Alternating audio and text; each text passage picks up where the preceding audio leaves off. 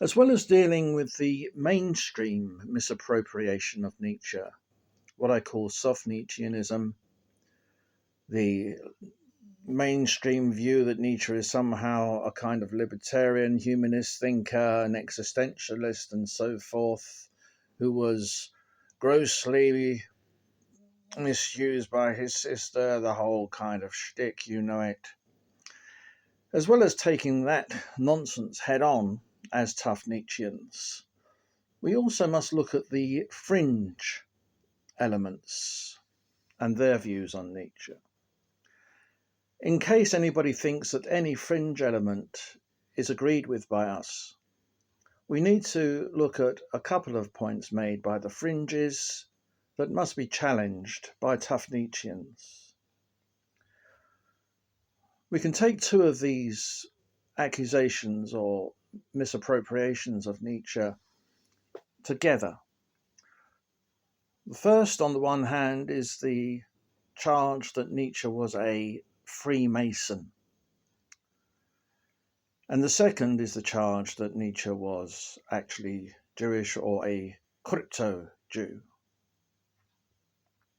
To take the last first, as they're both quite far-fetched, it's noted that Nietzsche was actually accused of being crypto-Jewish during his lifetime, particularly in the latter period when he was insane and looked after by his sister in the Nietzsche archive because of the philo-Semitic comments and the pro-Jewish comments in his works, which were of course published and curated by his sister. His sister and he were both accused by the leading anti-Semites in Germany in the late 19th century of being crypto-Jews. Of course, this is quite a ridiculous charge, and I think I've explained in a previous talk that Nietzsche's philo-Semitic comments and pro-Jewish comments are actually codified and masks meant to be misunderstood, and that underneath them, Nietzsche's anti-Semitism, being a very sophisticated and niche anti-Semitism, continues in his work from the beginning to the last. We can see that his critique of slave morality, as well as his critique of Socrates, are both very sophisticated forms of codified anti-Semitism.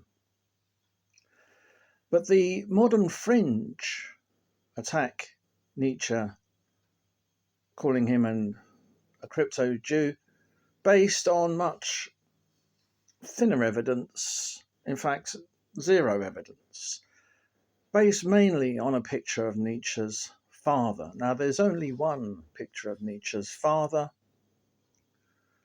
and the accuracy of that picture cannot be determined exactly. And the picture, as most people know, is this one.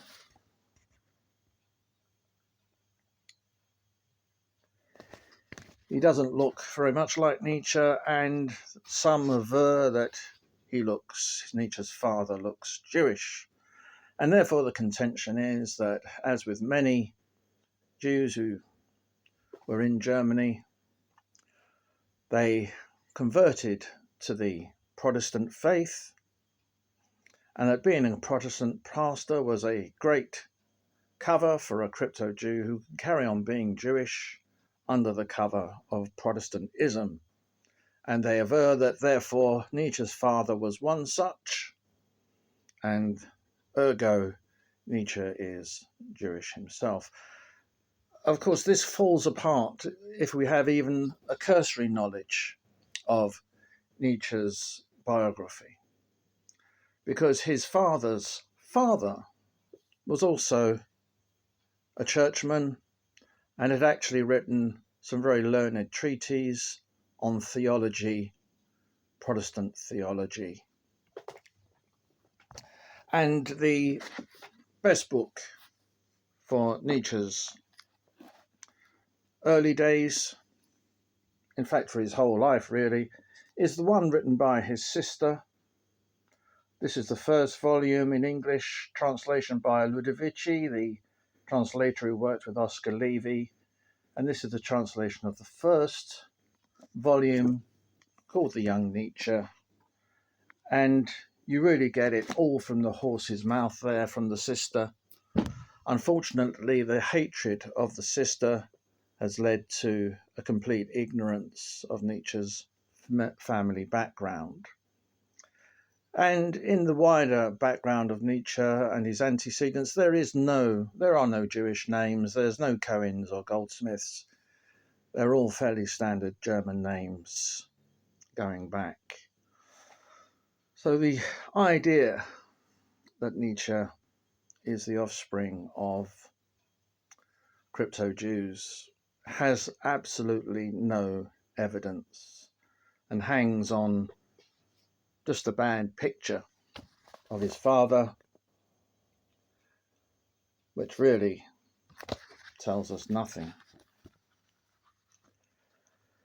So I think we can leave aside this crypto-Jew.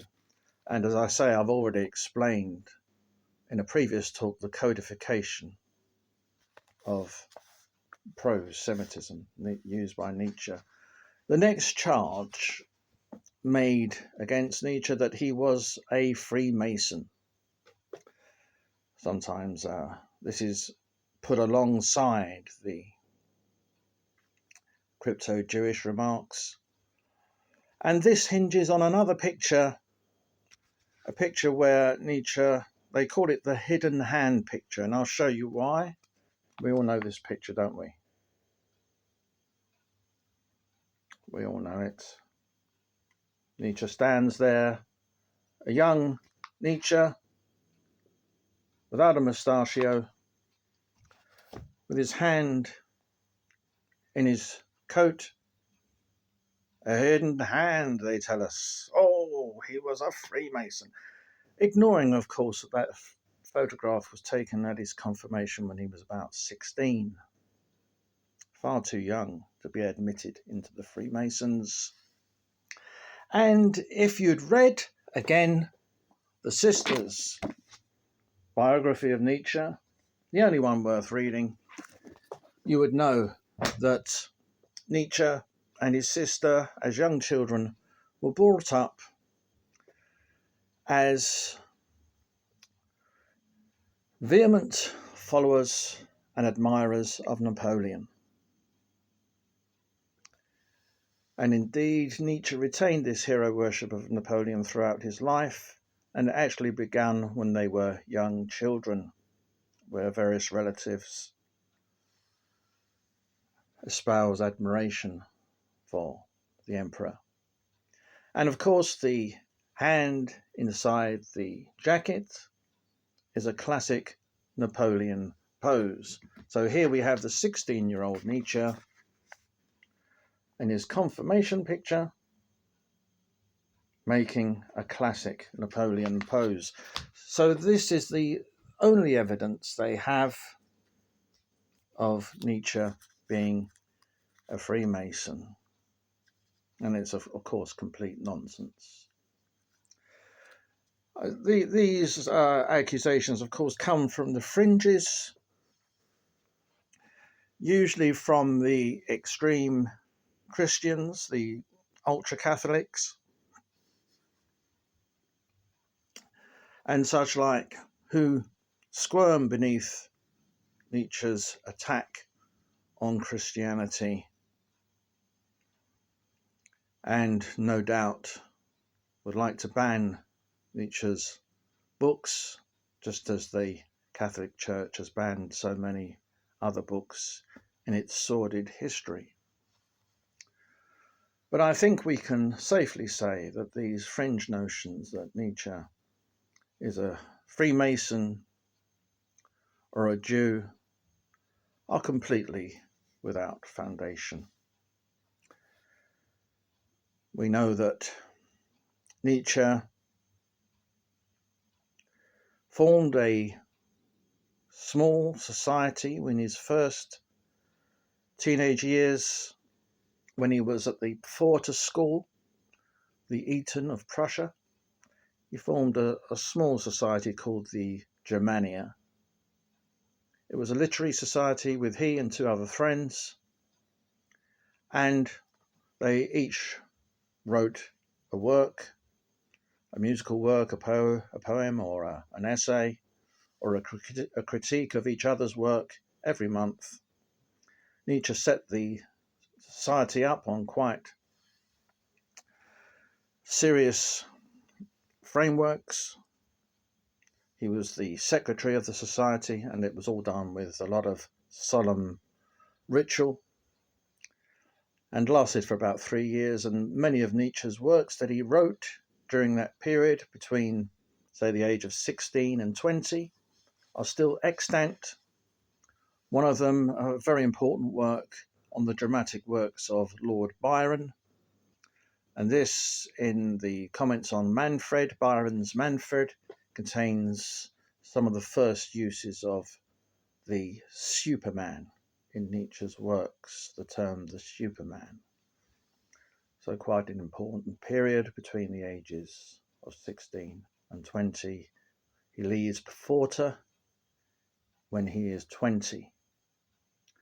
So Nietzsche's involvement in any kind of secret societies or clandestine operations amount to nothing other than a small group called Germania, which actually comprised only of 3 people, he and 2 friends. So it's hardly Freemasonry, is it? And Nietzsche's attack on the Hebrew origins of Christianity really put him completely outside of any kind of notion that he was crypto-Jewish in any way, shape, or form.